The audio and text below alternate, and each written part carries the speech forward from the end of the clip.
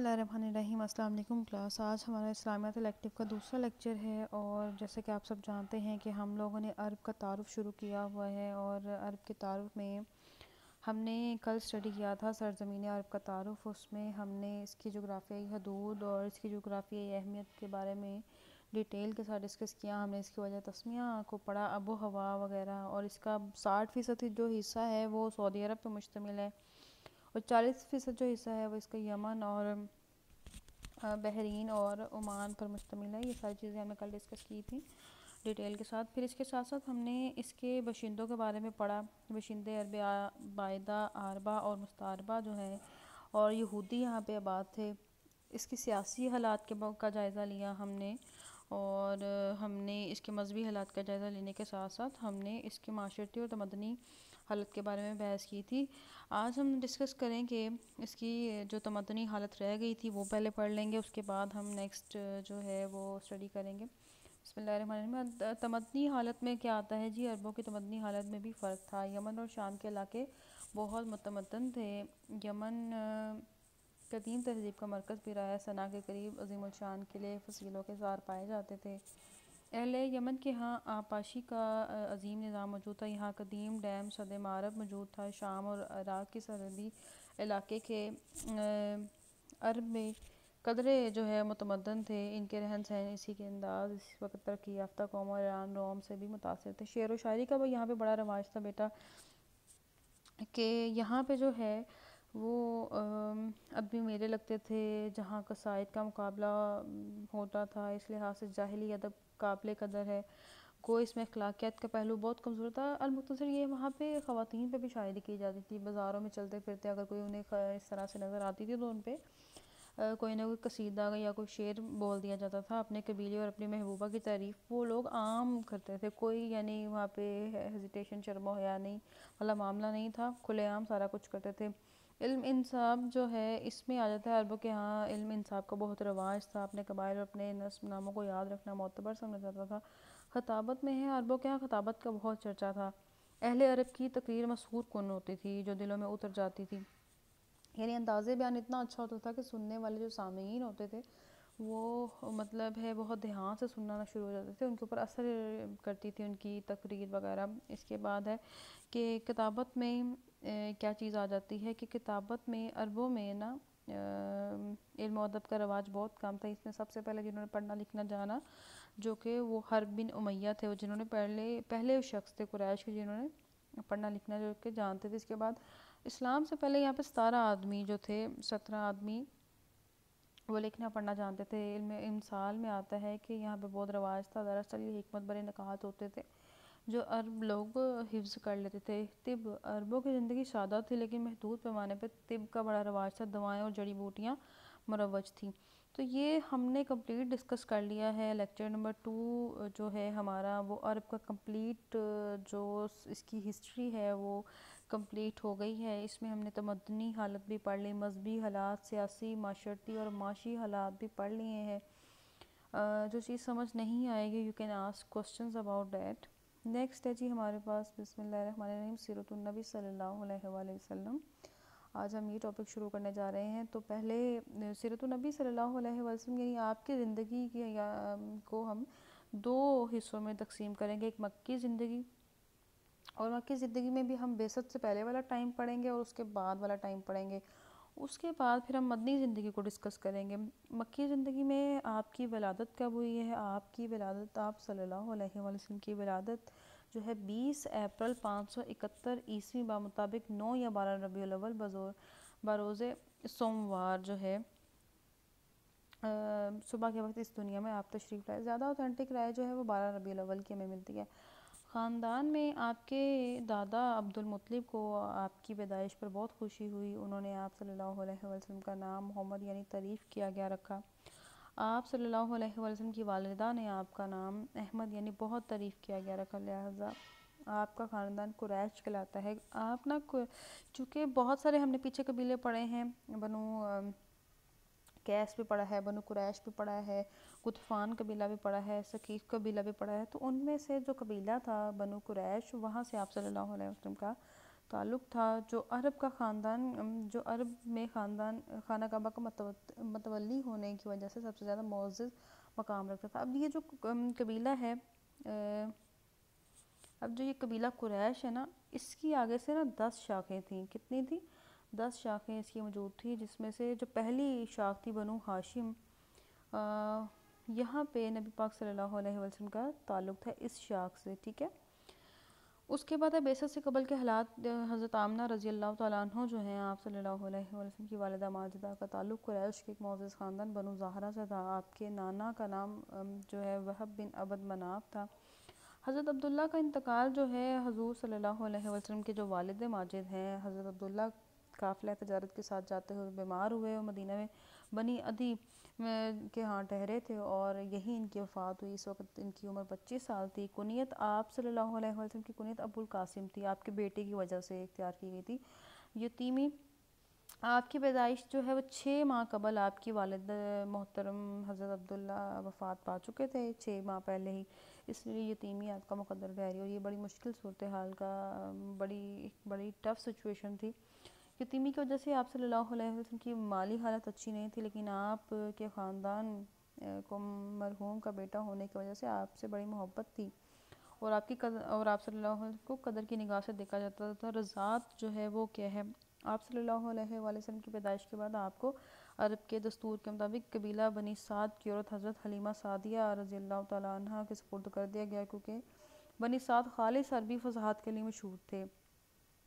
देहातों में ना क्या होता था कि खुली फ़िज़ा में परवरिश पाने वाले और खालिस अरबी सीखने के लिए बच्चों को भेजा जाता था, साथ में दूध वगैरह पिलाने के लिए। आप सल्लल्लाहु अलैहि वसल्लम वहाँ पे हलीमा सादिया के पास 4 साल रहे। इसके अलावा आपने अबू लहब की लौंडी सोबिया का भी दूध पिया है। हलीमा की 2 बेटियां थी, जो है अनीसा बिनते हारिस और हुज़ैफ़ा बिनते हारिस, उनका नाम शीमा है। तो ये शीमा जो है ग़ज़वा बदर में जब कैदी आए थे, उनमें ये भी आप सल्लल्लाहु अलैहि वसल्लम की बहन भी, जो रज़ाई बहन है, वो भी आई थी, तो आपने उनको पहचान लिया था फ़ौरन। शक सदर का वाक़या, जब आप 4 साल के थे तो आप हलीमा सादिया के घर बाकी बच्चों के साथ खेल रहे थे, तो उसी दौरान हज़रत जिब्राइल अलैहिस्सलाम आए और उन्होंने आपको पकड़ा और आपको लटा के आपका सीना मुबारक चाक किया और उसमें से दिल निकाल कर उसको कहते हैं कि ज़मज़म के पानी से धोया था, कि ये तुम में से एक शैतान का जो हिस्सा है, यानी नफ्स है। इधर जो है हलीमा सादिया के जो बच्चे आपके साथ खेल रहे थे, उन्होंने कहा कि जो है मोहम्मद सल्लल्लाहु अलैहि वसल्लम को किसी ने इस तरह से नाउज़ुबिल्लाह कत्ल कर दिया, लेकिन जब आप वहाँ पे पहुँची तो आप सल्लल्लाहु अलैहि वसल्लम आराम से खेल रहे थे। तो ये शक सदर का वाक़या जो है ये पेपर में बार बार पूछा जाता है। तो ये इसमें ये क्या हुआ था कि आप सल्लल्लाहु अलैहि वसल्लम के कल्ब मुबारक को धोया गया था ज़मज़म के पानी से। इसके बाद है जी हलीमा सादिया के पास आप 4 साल ठहरे थे और आपके वालिदा का इंतकाल कब हुआ था? तो जब आपकी वालिदा के पास थे तो आप सल्लल्लाहु अलैहि वसल्लम की उम्र तब 6 साल थी। आप ये देखो ज़रा, यहाँ से आप अंदाज़ा लगाओ कि 577 ईस्वी बनता है, तो आपकी जो पैदाइश है वो 571 है। वहाँ से आगे से आप ईयर काउंट करो तो 577 बनता है। बाज़ औक़ात इस तरह से भी पूछा जाता है कि वालिदा का इंतकाल किस ईस्वी में हुआ था, किस डेट पे हुआ था। तो आपने ये डेट याद रखनी है कि 6 साल की जो आपकी उम्र हुई उसके बाद आपकी वालिदा का इंतकाल हो गया था।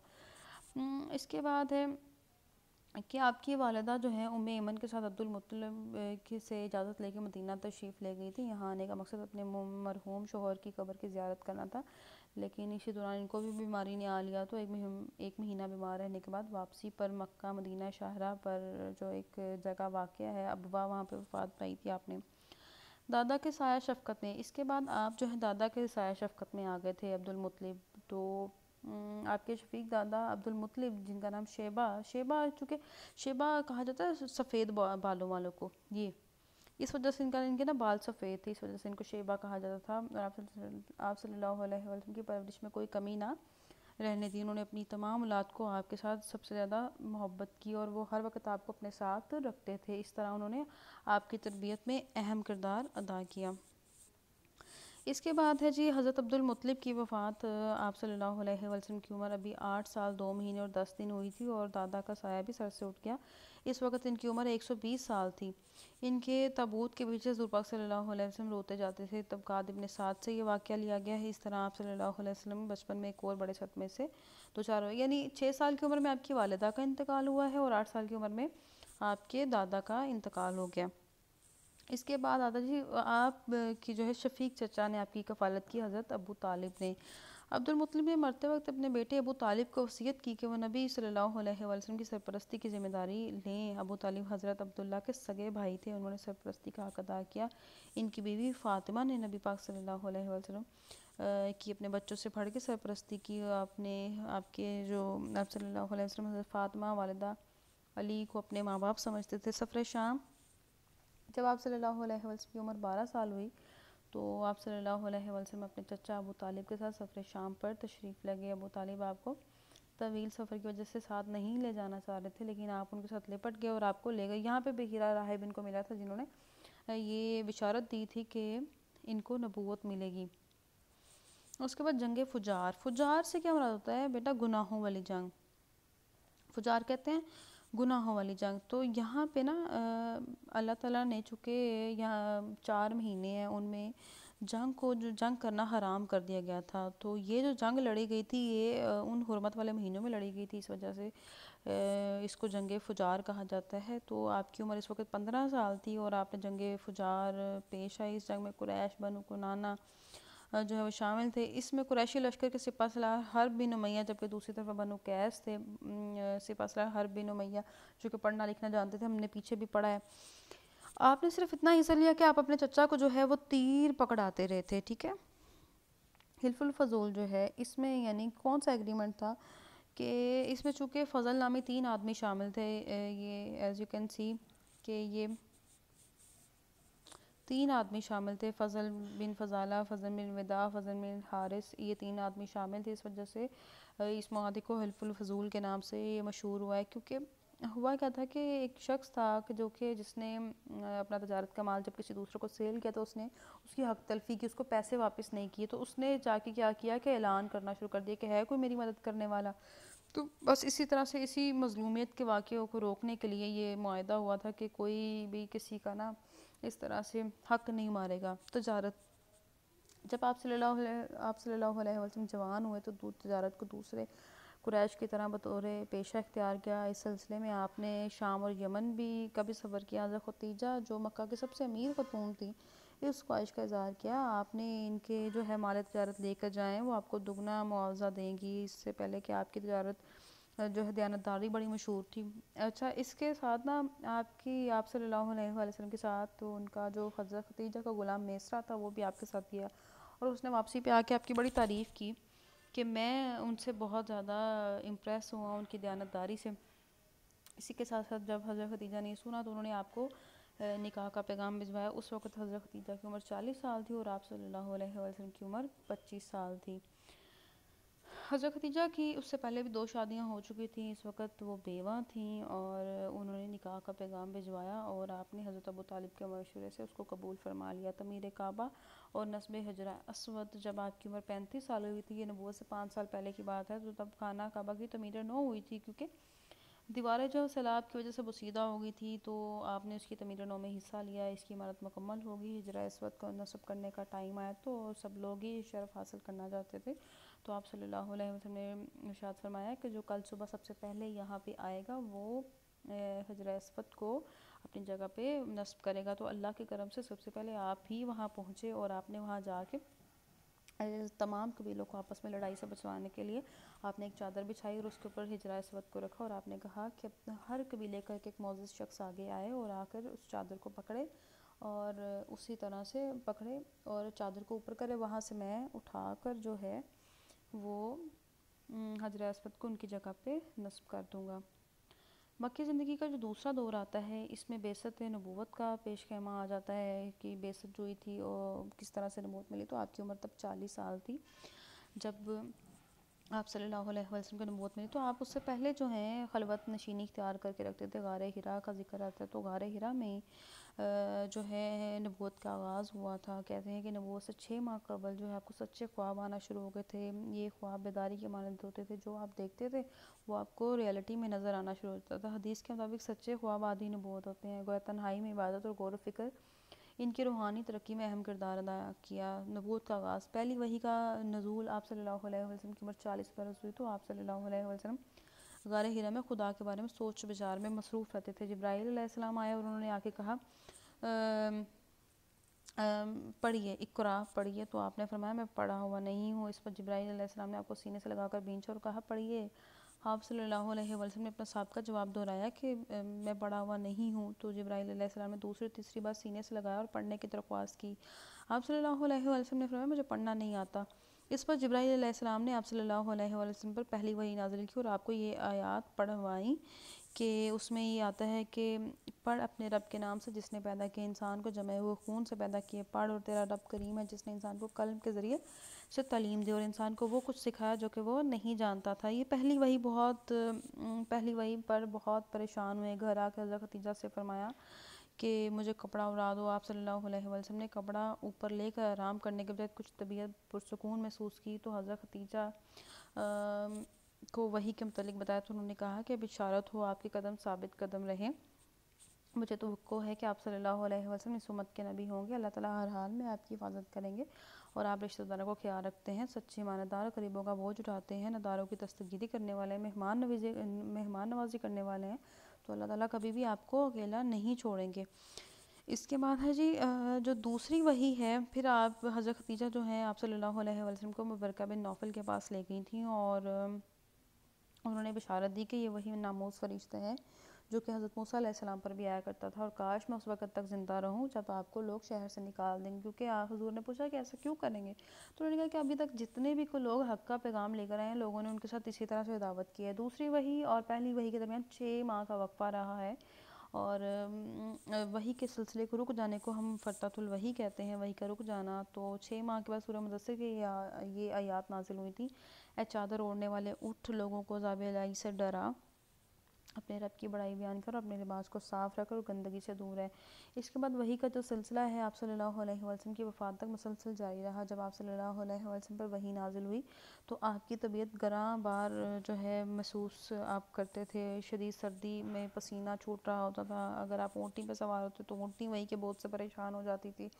تو یہ تھا جو ہم نے ڈسکس کیا مکی دور اور یہ بعثت سے کے بعد کے جو حالات ہے. پھر اس کے بعد کیا ہوا کہ دعوت تبلیغ کا آغاز. پہلا جو مرحلہ تھا وہ خفیہ تبلیغ کا تھا اور اس دوران کہتے ہیں کہ 40 مسلمان ہوئے تھے. دوسری وحی میں آپ کو دعوت تبلیغ کا حکم دیا گیا تو آپ نے یہ کام شروع کیا. اس دوران یہ کام خفیہ طور پر جاری رہا. یہی وہ مرحلہ ہے جس میں اسلام قبول کرنے والوں کی فضیلت دوسرے مسلمانوں پر ثابت ہو گئی اور جن کو جنت کی بشارت مل گئی. یہ گروہ دنیا اور آخرت میں مقام کے اعتبار سے مسلمانوں میں سب سے زیادہ بلند تھا. خلفائے راشدین اور عشرہ مبشرہ انہی میں سے تھے. عشرہ مبشرہ جو 10 صحابی ہیں جن کو جنت کی بشارت دنیا میں ہی مل گئی تھی. اور اولین گروہ جو ہے، پہلا گروہ ہے مردوں میں حضرت ابوبکر ہیں، عورتوں میں حضرت خدیجہ ہیں، بچوں میں حضرت علی ہیں، غلاموں میں حضرت زید بن حارث ہیں. حضرت زید بن حارث وہ واحد صحابی ہیں جن کا قرآن مجید میں ذکر آیا ہے سورہ احزاب میں. گویا یہ چاروں افراد بارش کا پہلا قطرہ تھے اور یہی کسی تحریک کا سب سے قیمتی سرمایہ ہوتا ہے. دوسرا گروہ حضرت ابوبکر اس تحریک کا ابتدائی اثاثہ تھے جن کا اثر و رسوخ مکہ معظمہ میں بہت تھا. اس کی تبلیغ حضرت عثمان، حضرت زبیر، حضرت عبد الرحمن بن عوف، حضرت طلحہ، حضرت سعد بن ابی وقاص تھے. اور ہم جیسے یہ جو ہے نا سارے اہم مسلمان تھے، یہ لوگ اسلام کا بہترین سرمایہ تھے. آگے چل کے انہی لوگوں نے اسلام کی خدمت اور ترقی اور استحکام میں اہم کردار ادا کیا. تیسرا گروہ کون سا تھا؟ تیسرا گروہ تبلیغ اسلام کا دائرہ آہستہ آہستہ وسیع ہوتا چلا گیا. کچھ لوگوں نے اسلام قبول کیا، ان میں سے حضرت عمار بن یاسر اور حضرت خباب رضی اللہ تعالیٰ عنہ، حضرت سعید بن زید اور حضرت ارقم مخزومی. ان کے گھر میں جو ہے وہ درس دیا جاتا تھا. حضرت ابو عبیدہ بن الجراح جو اسلام کے جرنیل ہیں، حضرت عبداللہ بن مسعود، حضرت عثمان ہے، حضرت صہیب رومی ہیں، حضرت بلال ہے، ابو ذر غفاری ہیں اور یہ سارے جو ہیں ان میں شامل ہیں. یہ تمام مسلمان تھے ایک وفد کی صورت میں. تو یہ تمام مسلمان جو ہیں جو تقریباً کل ملا کے آپ کہہ سکتے ہو کہ ان کی جو تعداد تھی وہ 40 تھی۔ جو آج کے لیکچر میں یاد رکھنے والی چیزیں ہیں وہ یہ ہیں کہ بعثت کے ٹائم جو ہے، بعثت کے ٹائم پہ آپ کی عمر کتنی تھی، اور حضرت جبرائیل علیہ السلام نے آپ کو کون سی آیت کی تلاوت کی تھی، اور اس کے بعد جو چیزیں امپورٹنٹ یاد رکھنے والے، حرب بن امیہ جو کہ پڑھنا لکھنا جانتے تھے، 17 مسلمان تھے، 17 لوگ تھے جو کہ پڑھنا لکھنا جانتے تھے۔ اس کے بعد جو آپ نے جب خفیہ تبلیغ کی تو تب صرف 40 مسلمان ہوئے تھے، اس کے بعد آہستہ آہستہ ایکسٹینڈ ہوتے گئے، اور یہ حضرت ارقم کے گھر میں تبلیغ کا پروسیس جاری تھا۔ آئی ہوپ کہ آج کا لیکچر آپ کو سمجھ آیا ہوگا۔ ٹیک کیئر، اللہ حافظ۔